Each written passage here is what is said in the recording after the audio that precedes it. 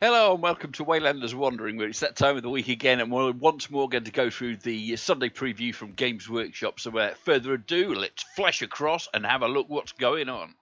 Okay, so here we are with the good old Sunday preview, and we will kick off with all things Warhammer the Old World and a beautiful Bretonnian lord on Pegasus. To lead your Pegasus Knight in the manner they deserve, this mighty Bretonnian lord coming in hot. This imperious character was first released as a hero in the late 90s and may be armed with either a sword or a lance. And I actually had this miniature back in the day. It came on a slightly smaller base, but it is an absolutely beautiful miniature, and I will no doubt be picking up another one to lead my Bretonnian army. Next up, we look at a selection of Bretonnian lords and battle standard bearer on war horses. So with this trio of mighty heroes were first released back in 2004. Sold separately, one is armed with a lance, one with a great weapon, while the other bears a resplendent standard aloft. And do we not like these wonderful miniatures? These are great. And don't forget, if you can get hold of things like the old Green Knight's horse, these lords or basically fit on all of them, so they look absolutely fantastic.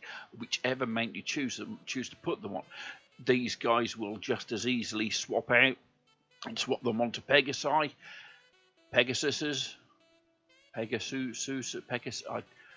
lots of different more than one Pegasus, all right? More than one Pegasus. What is it? Pegasuses? Leave me a comment down below. Let me know what you think it could be. Next up, we're looking at a selection of 4 Bretonnian paladins on foot. This gaggle of knights on foot are here to do 2 things: add variety to your infantry regiment and drop the jaws off collectors. The fellow with the hound crest is a knight of the realm, sold individually, while the hero with the dragon crest is a grail knight, again sold individually. And you tell he's a grail knight because of the Grail Cup as part of his crest. The other 2 are questing knights and are sold as a pair. All 4 date back to the early to mid-90s, though the knight with the golden crest is the oldest, making his first appearance in the original Warhammer quest, of all things. And again, yes, he's armed with like a bricklayer's hammer, a war hammer, I suppose it is, seeing as that's what we're playing. But you can always chop his hammer off and give him a sword instead. Right, so back to it. Next up, we're looking at a pair of damsels of the lady, one mounted, one on foot, holding their staffs aloft, and the mounted girl gets a sword. So these 2 damsels of the lady can be done as either level of magic user, and they look fantastic. They will be coming as a pair and were first released during the mid-90s period. And again, I think I had these for my original Bretonnian army. And they're great. And I'll no doubt be getting some new ones. Moving away from Bretonnia for a while, we're going to start looking at the Tomb Kings, with these 2 Tomb Kings each sold separately. One that comes with a hand weapon and shield, while the other gestures imperiously as he waves his great weapon about. Both originally released early 2000s, I believe. Probably early 2000s. I think these were released sometime towards the end of my career with Games Workshop. I distinctly remember them being in the shop, but yeah, it's a long time ago. Next up, we're looking at some Leech Priests and Battle Standard Bearer. The Leech Priest comes mounted and on foot, as does the Standard Bearer, also hailing from the original Tomb Kings release back in 2003. These Leech Priest and Battle Standard Bearer come in pairs, so you get the mounted and the foot guy in each pack. And again, these are great. And don't forget, all of these things will only be available for a limited time, which will be until 8 AM GMT on the 5th of February.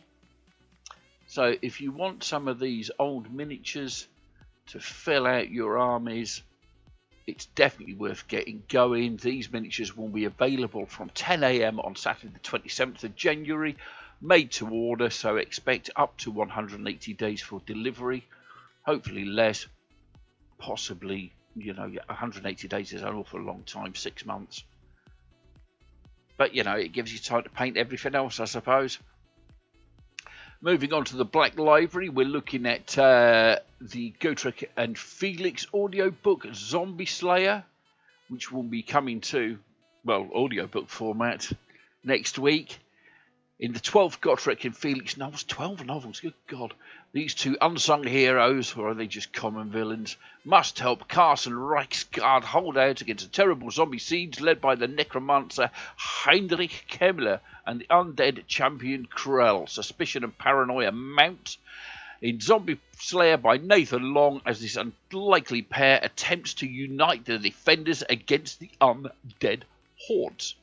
And it is an absolute classic, and it's definitely worth a listen. I really like these old, Gotrek and Felix books. They're fun. They're not to be taken too seriously.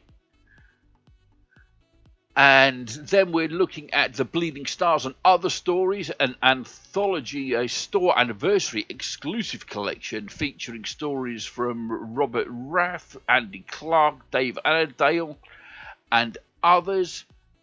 Giving, get a taste of the Black Library fiction with the 2024 store anniversary hardback, which contains 5 short stories: Bleeding Stars by Rob Raff, Confessions of Pain by John Flindle, The Waste, The Worm and the Witch by Gary Kloster, Zograt by Andy Clark, and of course The Fields of Abundance by the aforementioned Dave Annandale.